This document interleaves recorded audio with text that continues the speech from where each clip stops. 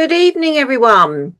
I did think we'd probably be a bit of a select bunch tonight, because with it being the start of the Easter holidays, but I thought I'd make a bit of an effort anyway. So, it's about the nearest I'll ever get to being a bunny girl, so I thought I might wear the ears. I hope you've all had a good term and are looking forward to your Easter holidays. I've had an absolutely wonderful week. Yesterday, I was up at the Pupil Library Assistant Awards up in London, which is always an absolutely amazing event. And in fact, yesterday was definitely no exception to that. It was absolutely fantastic. The atmosphere at PLA is just wonderful. And if you have never thought to put one of your pupil library assistants in for it, please do, because it is such a heartwarming, fantastic event. It was a joy, an absolute joy. And then this morning, what was I doing this morning? This morning, I watched the Usborne upcoming presentation, which showed us all the lovely books that they're bringing out up until the end of this year, which I found out that the next sticker dolly dressing. Now, if you've got grandchildren, you've got children that are into sticker books, you will know what I'm talking about when I say sticker dolly dressing. My granddaughter is obsessed with sticker dolly dressing books, and I've got to say they are absolutely wonderful for giving you an hour's peace while she gets on with them. Well, the next one that they're bringing out in the sticker dolly dressing series is a K-pop sticker dolly dressing book, which I know she is going to be extremely excited about. Obviously, she's too young to watch the series, but she does love the soundtrack. And we all know the soundtrack very well. So a sticker dolly dressing that's focused on K-pop is going to be a winner, definitely. So it's been a really nice week. Okay, now, it seems that the time since last Lit Link Up has really flown by. And it does seem a bit shorter. Haven't got as many books to show you tonight, but I've still got some really great stuff to show you. But let's get the presentation started and then we can get on with it. There we go. Right, so unusually, this time, I haven't got that many picture books, but what I have got to show you are just fabulous. So I'm going to start us off with this one, Big Red Dragon, which is in fact a reprint, and it came out a couple of years ago, but absolutely beautiful book for younger children, full of rhymes for different festivals and different events. In fact, I'm going to read you one of them because it's very seasonal. Here we go. The Easter Bunny goes hoppity, hoppity, hoppity, hoppity, hop. His tail is bobbing, his nose goes twitch, and his ears go flippity flop. There you go. I've even got the props for it. Absolutely lovely book with lots of rhymes that you can use with younger children. Very interactive to get them up off their feet and joining in. Little Rhino Lost, the next one, is so cute. It's very cute, this one. It's all about a little rhino that has got lost in a big city. And he's worried that his mum's never going to find him because there's no grass, there's no trees, there's no anything. So a young girl called Maya happens to bump into him, and she's trying to find his mummy and trying to get him home. So it's got a really lovely green theme to it, an ecological theme to it. Absolutely lovely. A lot about community spirit in this, because the whole community comes together in order to find this little rhino his home and get him back to his mum. King's School. King's School is one of the ones that I've got to give away later. King's School very, very much reminded me of my absolute favourite children's book, which is, of course, Where the Wild Things Are. Love Where the Wild Things Are. And King's School is extremely reminiscent of Where the Wild Things Are. Even, you know, the illustrations, you look at that front cover illustration, and I think you'll see exactly what I mean. It reads very much like a homage to Where the Wild Things Are. But it's all about a little boy who becomes king, and he's expected to become very serious all of a sudden. All he wants to do is play, poor kid. So in the end, he leads all of his courtiers and everybody else in the palace in play, and they are so happy and so more relaxed, and that he carries on to rule in this same way. Really nice. Kid Rex to the rescue.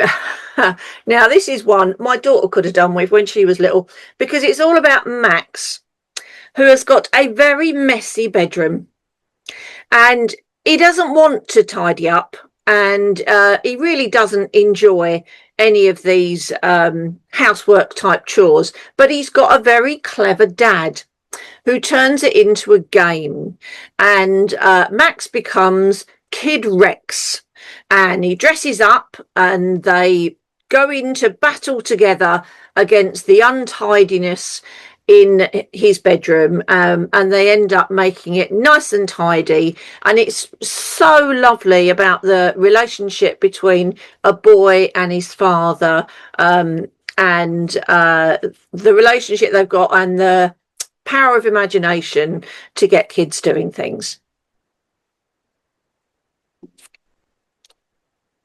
Oh, The Heart of the Storm. Okay, now let me get it down just to show you. I'm hoping you can still see my camera in the corner of the screen. This is Heart of the Storm, and if I tilt it a little bit, you should be able to see it is covered. You can't see it that well, the light's here, unfortunately, but it's covered in glitter. It's got a beautiful frosted glittery cover, which straight away drew my eye. But the story within it is beautiful too. It's about two animals living in an enchanted forest. There's Ruby, who's a fox, and Growl is a wolf, and they hate each other.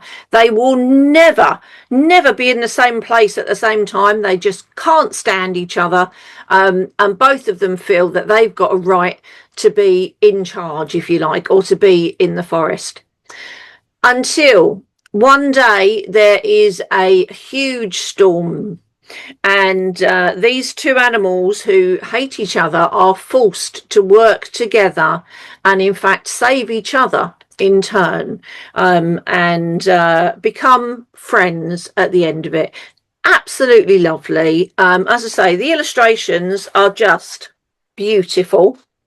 Nice glossy pages as well. Here we go. Let me show you my favourite illustration. Oh, yes. Look at that. It's just so stunning. So stunning. And as I say, that front cover just grabbed me straight away. We've already had Little Rhino Lost. That was silly, Bev. Okay. Doubly as good Little Rhino Lost is. There you go.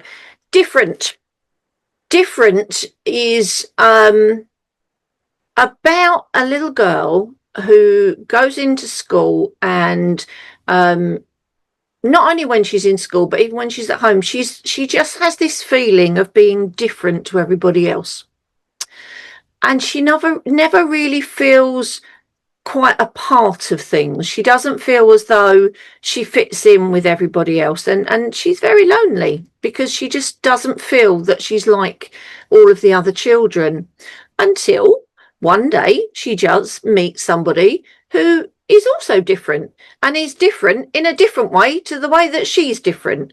And the friendship and the relationship that then builds between these two children is really heartwarming. And they both decide that, well, actually being different is what makes them special.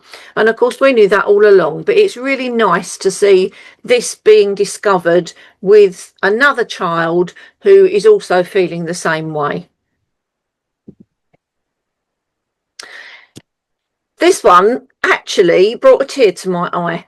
Come Back Gosling. It's about a little girl who has a pet who is a little gosling, and this little gosling goes everywhere with them, and they go to the library together all the time, and they go and choose their books at the library, and they bring them back and they read them in their treehouse together. But one day they get a book from the library, and whilst they're reading it, the little girl slams it shut, and she won't let Gosling see the end of it. And overnight, the book disappears, and he doesn't know where it is, because it's just not where they left it. So they go back to the library and they get some more books. And then one night, Gosling finds the missing book, and the missing book actually talks about the life cycle of geese. And it talks about the fact that geese fly away every year. And this is why the little girl didn't want him to see it, because she didn't want him to realise that he could fly away, because she wanted to keep him with her. When he's seen the book, Gosling obviously realises that, yes, he should be flying, and he does fly off with his friends away, and he reassures the little girl that, you know, he'll be back one day. She doesn't really believe it, but she waits and she waits, and you see the seasons changing. And then the next year, just when she'd almost given up hope, Gosling comes back.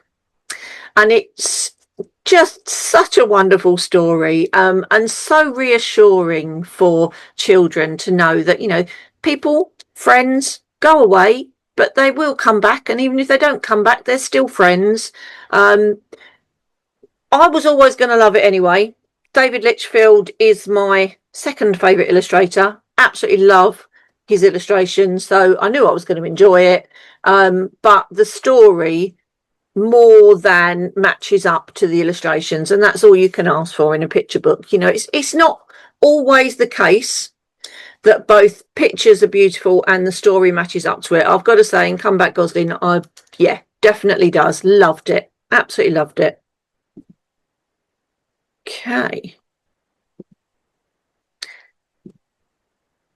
Middle grade. Moving on to our middle grade books. This Marty Mouse, The Great Stampede, is so silly, but it's such fun. It is such fun. Apparently, this is another one in this series. I'd not seen the previous books, but this is a little mouse who's called Marty Mouse. And he is employed to deliver a very important parcel. And this parcel is the prize in a race. And it's a beautiful, shining golden egg. And it's absolutely huge. But it's got to get to the finish line before the contestants get to the finish line. And that's not as easy as you would have thought, because you've got people that are taking part in this race that are, as my granddaughter would say, they are villains. They are villains, and they're not there to have the race properly, and they are wanting to cheat.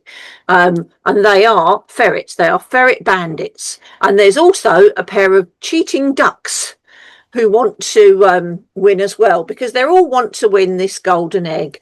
It is absolutely ridiculous, and it's very, very funny. I'm going to be giving it to my granddaughter for Easter, and I'm sure she's going to absolutely love it. Oh, apologies for the cat. Okay, The Runaway Tortoise.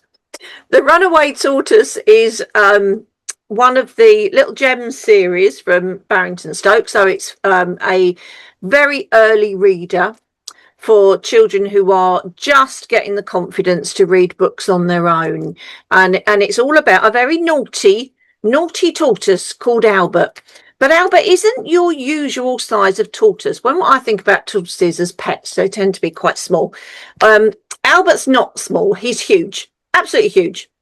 And Ava thinks that Albert... I do apologise, guys. I've got a cat now sitting here staring up my rabbit ears. So if he jumps at them in a minute, I'm sorry. So Ava thinks that her tortoise is a very boring pet, and because she can't take him for walks, she can't give him a cuddle, and he don't do an awful lot. But then one day she's looking after her auntie's dog, and her auntie's dog is a very yappy, noisy dog, and it frightens Arthur very much.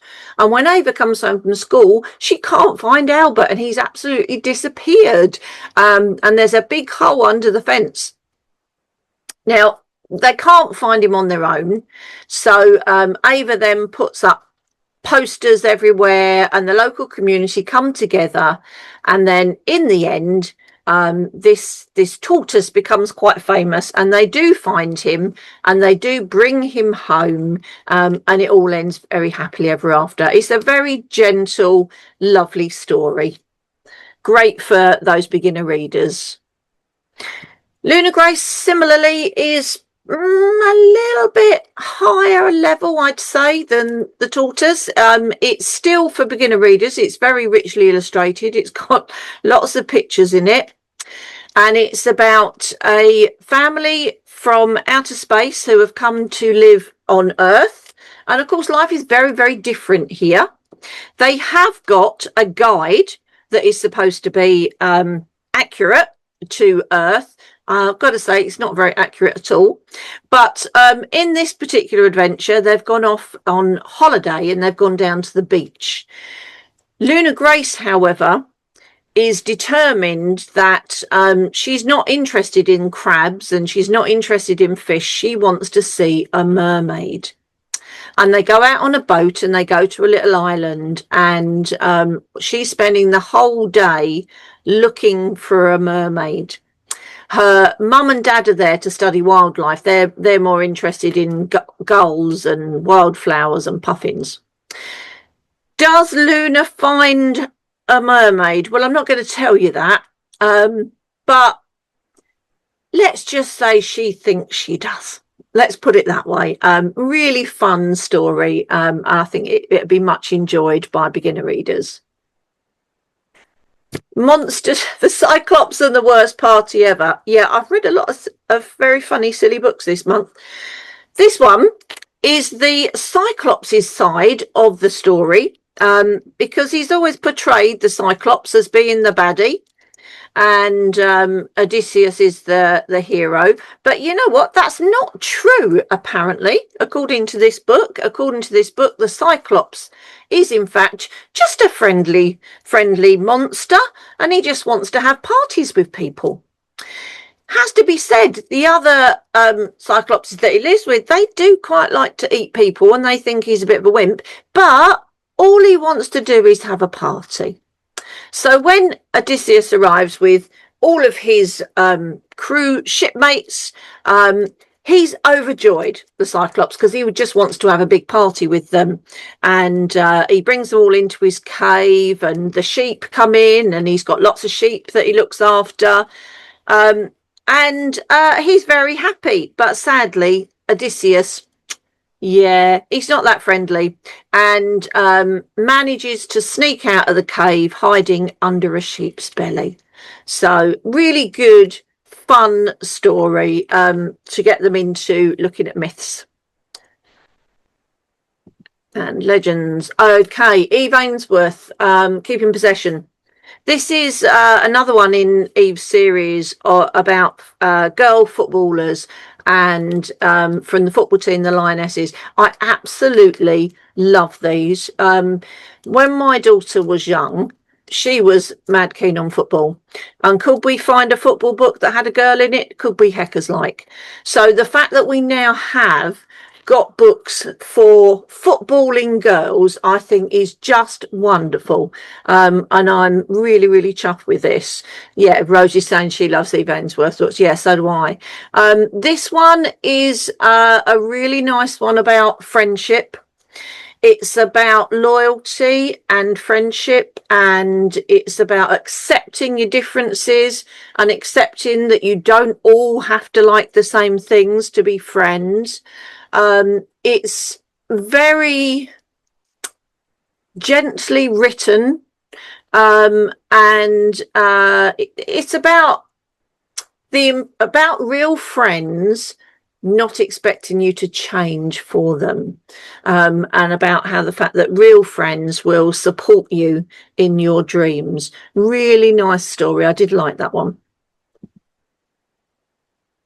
This is the second one of this series, and I read the first one and loved it, the Cafe Chaos one, and this is now the second one. This arrived with half a tin of baked beans, which was certainly piqued my attention. Was a bit of a surprise, you know, to open a parcel and have a book and a tin of baked beans.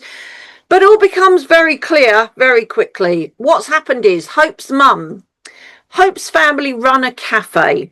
And in the first book, she had to help them make some money so the cafe wouldn't go bust, and she did a lot of organisation, and the first book ended with them agreeing not to put so much pressure on Hope.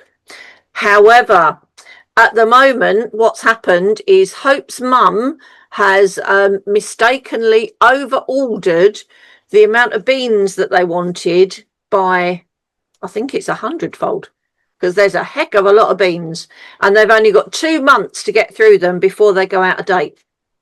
So there are lots of family meetings that take place with ideas of how they're going to use up these beans, and there are some very, very silly ideas that come up, some of which they do actually use. The interesting one about this one, you know, Hope is trying not to get involved, and her family are trying not to get her involved. But in the end, she gets involved because she wants to. And I think that's the big difference. She wants to get involved and she wants to help her family. And then there is an arch enemy in there, Skylar, who is one of the, well, what would you call her? The it girls at school, who really doesn't get on at all with Hope, but in the end does end up helping her to save the day. Really good fun. I'm looking forward to reading more of these. And I don't always read the following books in the series, but I've got to say I'm really enjoying these. I think they're good fun stories. Overthinkers Club Happy List is amazing. Absolutely perfect. This is about Birdie, and young Birdie is very much an overthinker, and she never takes things on face value. She gets very, very worried about things, and she doesn't know how to deal with her feelings. She's absolutely obsessed with the fact that she's perhaps the only one in her class that is not yet wearing a bra. And there's a boy in her class that she thinks has got a crush on her, but she doesn't know because she's got no way of picking up on those signals. So she's made a happy list. And this happy list is full of things that are supposed to make you happy. And there are various different things on this list, from exercising to deep breathing and meditation, laughing, all sorts of things. Really, really, really, really like this book. I think it's a lovely one for any kid that's feeling a little bit nervous and is not quite sure how to deal with their feelings. Really well written. It's good fun. It's got, where is it? There we are. It's written, it's quite well spaced out. It's not going to be too long a read for them. It's quite a quick read, but highly recommend that one. Escape from the Child Snatchers, Sophia Ahmed. I love Sophia Ahmed. Loved just about everything she's ever written. And I think Sophia Ahmed's the only person who will always get me to pick up, without doubt, a historical novel. because I don't do historical, but I will always read Sophia's books. This is about two young boys who arrive on a ship from India in search of one of them's brothers who has come over to England to find his fortune and has not been heard of since.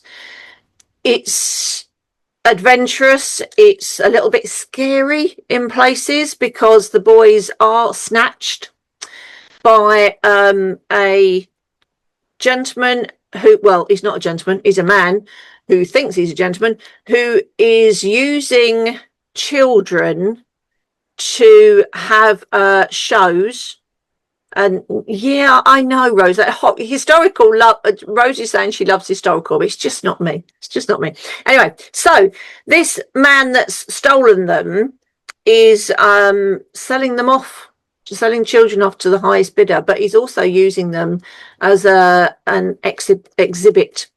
And he hosts parties where people can come and look at these children from other countries who are in cages.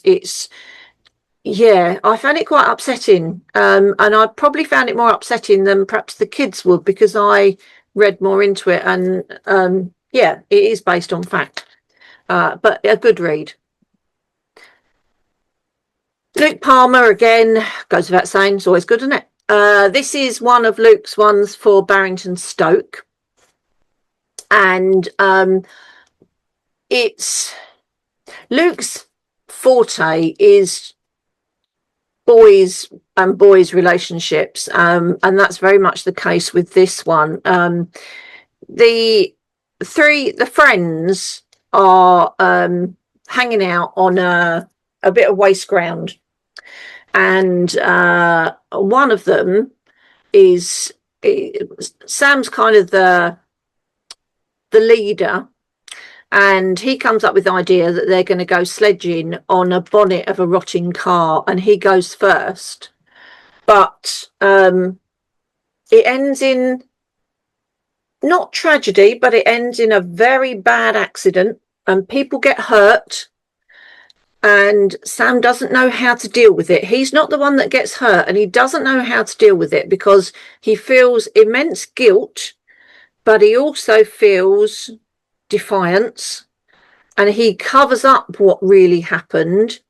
And the story's about his journey back to his friends, how he makes amends, and how he manages to show his own vulnerability to his friends and make things right with them. Oh, I've got some lovely factual ones. Oh, this is beautiful. Maptastic is absolutely stunning. It's a big format book. It's got lots and lots of maps in it, and it's packed full of facts.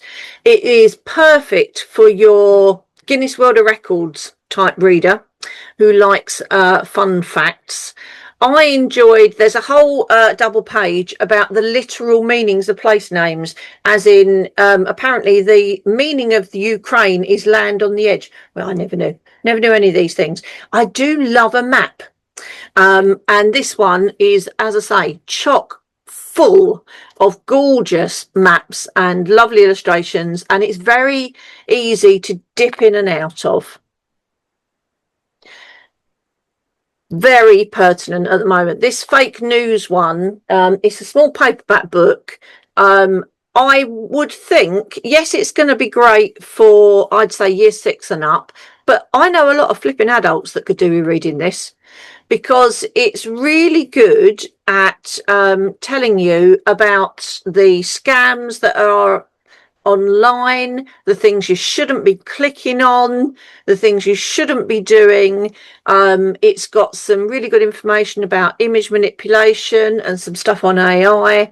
In my opinion, this should be in every school library because it is just common sense information, and it puts it in a way that's easy to digest.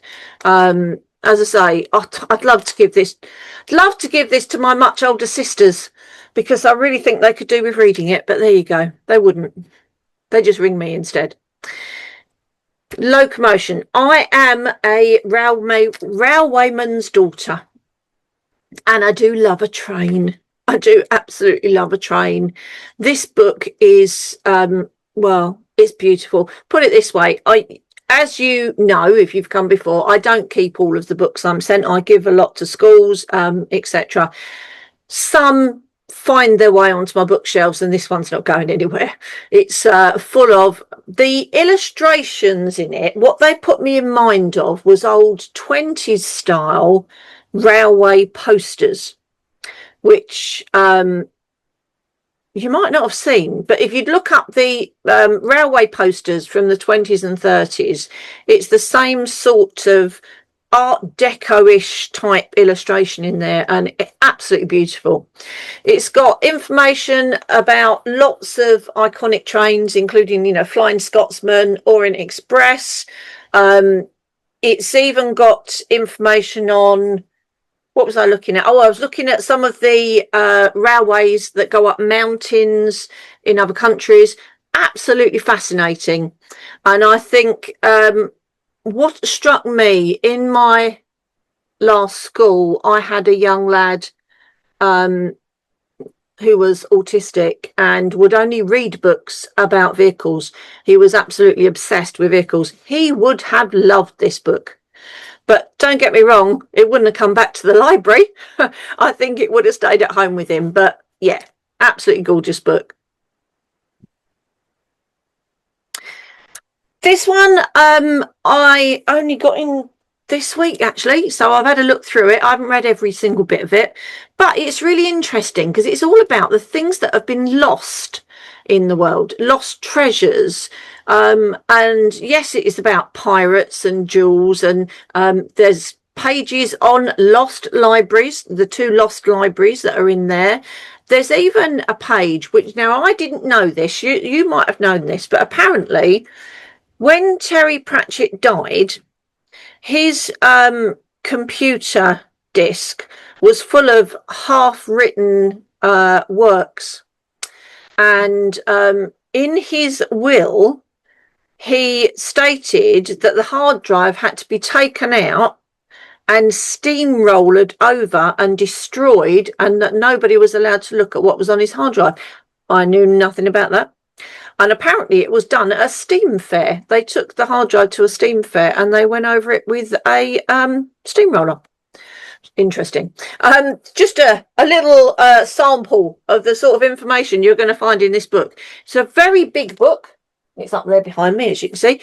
And again, for any young person that's into facts and mysteries, I think they'd absolutely love this one. Love me some poetry. Poetry Pizza, most of it's very silly, but then as you're reading through it, you come to an occasional one that just stops you dead and puts you right in your feels. Lots and lots and lots of silly, fun poems, but as I say, with a sprinkling of poems that will really make you think. And Tom McLaughlin's illustrations really do add to it. Because they are very good at getting to the heart of the poem and illustrating that next to them. Absolutely great book, and I really like this one. Read more young adult in the last 6 weeks. Still not as much as I'd like to have, but more. This one, Heartbreak Era, is it's a very gentle romance, and it's why I think this one is so good is because there's no spice in it whatsoever. So it's suitable for year 7s. There's no problem whatsoever. We've got no sex in this one at all. She joins our main character. She joins a club at college, which is the Dumped Club. Basically, it's a heartbreak club, and she meets a young man called Seth, who has also been dumped, and they both decide that, you know, they're gonna pretend that they're more than friends, if you like, because they're trying to make people a little bit jealous, which has the inevitable effect in the end, in that they do realize that it's each other that they like. I really enjoyed it. It was very gentle, very sweet, and I think, you know, 7s and up will really like that one. Complete opposite this, Bad Queer is a verse novel, incredibly powerful. It's our main character, Surya, is non-binary, and they've come out as non-binary to their best friends, and their parents are queer anyway, and that's all fine, absolutely fine. But then they join a theatrical group, and they're not sure whether they're picking up the right signs, because there's Blessing is a boy that's making them feel feelings that they want to act on, but they're not sure whether Blessing feels the same. And the difficulty that arises is they do realize that, yes, Blessing does feel the same, but Blessing very much still thinks as Surya as a girl, and it's whether Blessing can change that, whether they can actually accept Surya for what they are. There's lots of illustrations in it as well. Really enjoyed this as a verse novel. Better Off Dead is flipping scary. It's set in a holiday park on a cliff, which I don't like cliffs, so that was scary to start with. But there are deaths happening. Our main protagonist, Lacey, is trying to earn some money so that she can move to Paris and be with her older sister. But deaths start happening, and it's all very mysterious. Nobody knows who's committing these murders. There are lots of intrigue going on between what essentially she is a yellow coat, if you like. There's a policeman in it who is very suspicious of what's going on, but has got no idea. And in fact, now I'm not going to tell you who's committing the murders, because that gives the entire thing away, and I don't wish to give too many spoilers, but let's just say you would never guess. You would never guess. And there is a otherworldly side to it. Yeah, it's a bit gory in places as well. I thought it was great as a horror story, but it was a little bit scary. Den of Liars, again, I really enjoyed this. There is a bit of spice in this one. There's nothing explicit. Oh, for Better Off Dead.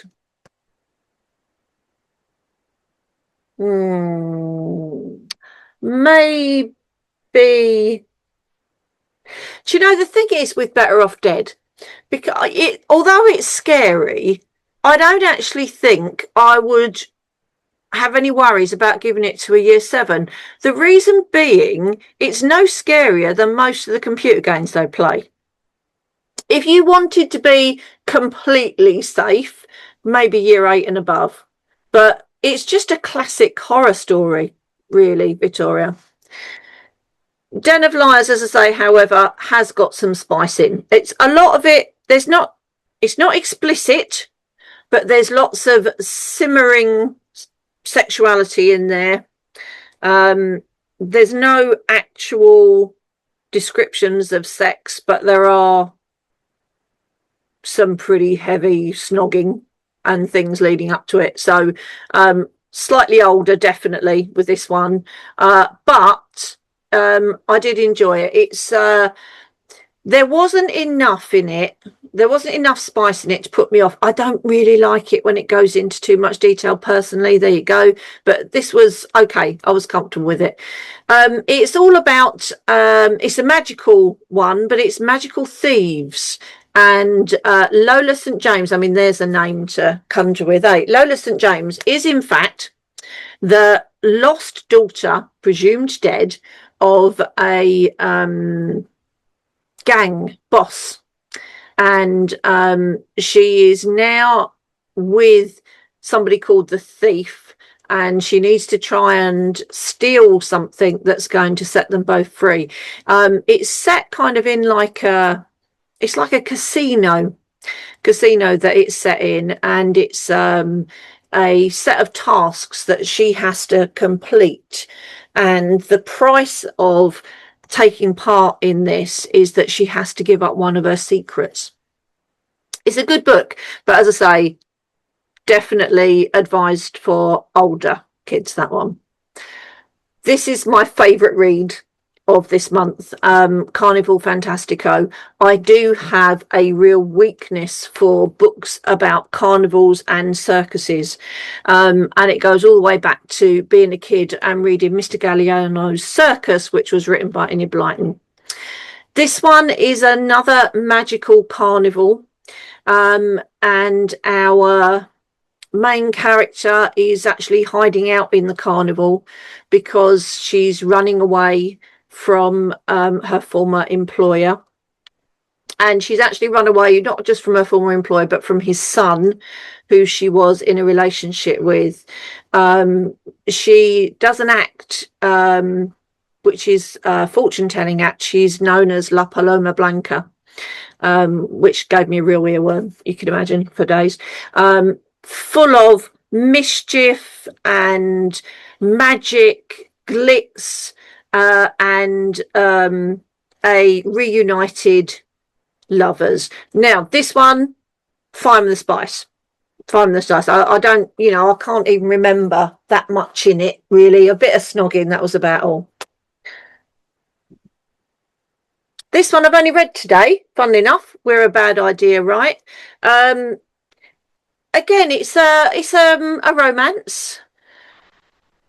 There is one sex scene in it right near the end when the two main characters lose their virginity to each other, but it's very tastefully done, and I thought it was a very good positive depiction of a loving relationship and what comes at the end of that.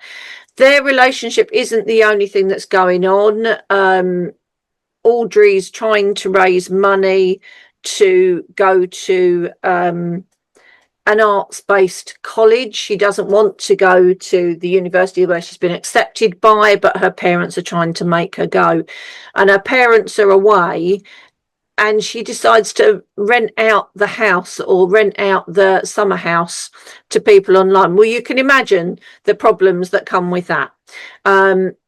I really enjoyed it. As I say, I've read this one today, and yes, as I say, there is that one scene in it, but I do think it's well written, and it's not gratuitous. It's just that one scene. So entirely up to you who you would give that one out to. Oh, I haven't quite finished this one yet. This is the audiobook I'm listening to at the moment. I saw this in a hardback book in Waterstones and very nearly bought it, and then managed to stop myself because I'm supposed to be on a book buying ban at the moment. But it's a magical one about a cat shelter. I mean, come on. Oh, I was just so chuffed when I saw it, but didn't buy it, as I say, and came home and was a little bit annoyed that I didn't buy it. But then I found that luckily I could listen to it for free with my Spotify subscription. So I'm actually listening to it at the moment, and I love it. Absolutely love it. It's gentle, it's cozy. There's lots of descriptions of the different cat's character. If you're a cat lover like me, you will just eat it up. You will love this one. What am I reading now? Now Amy's there in the audience, isn't she? Now, Amy was at the Pupil Library Assistant Awards with me yesterday. And so she might be a little bit envious of this one, because what I am reading right now is this, which is Matt Goodfellow's new book, which doesn't come out till June. And I was very lucky to get a copy of it yesterday. And yes, my copy's signed, guys. It's signed. And I wasn't going to read it because it's not due out till June, but I couldn't resist, and I'm already halfway through it. And, you know, Matt said yesterday that he feels that 6 weeks is his best book so far. And I found that hard to believe because, you know, the other two were just so brilliant. I've got to tell you, it's amazing. Absolutely amazing. It's had me in tears today already. It has. Beautiful, beautifully written. But I'm afraid you're going to have to wait till June because it's not out till then. But absolutely wonderful. And I've got a pile of other stuff that I need to read before our next meeting, which will be on the 22nd of May. 22nd of May, it will actually be the day before my birthday, guys. So there you go. You can celebrate with me. And I've got a heck of a lot of reading to do over the holidays because the piles are just getting a bit ridiculous now. Okay, so that's about it from me. I do hope you've seen some there that you're interested in reading. Oh, every time I look at myself on screen, I can just see these stupid ears. I keep forgetting I had them on. But yes, and I do hope you all have a lovely Easter. And I will see you in May with more giveaways and more books read. And I will have read I've got to read the Patrick Ness next, haven't I? Because I dare say, you know, that might have to go to the top of the list. I've got the Piper at the Gates of Dusk by Patrick Ness, which I've kind of been saving as a treat for myself next week. So I'm going to read that one next, I think. And then, yeah, I will be passing the proof of that off to somebody as well. So I do hope you've had a lovely time tonight. I have. I'm just off to have Jack Daniels now, guys. You know, I don't like to have one while I'm on screen because I might talk rubbish. So I'm going to go and relax with a Jack. Do hope you have a relaxing Easter, and I'll see you in May. Bye, everyone.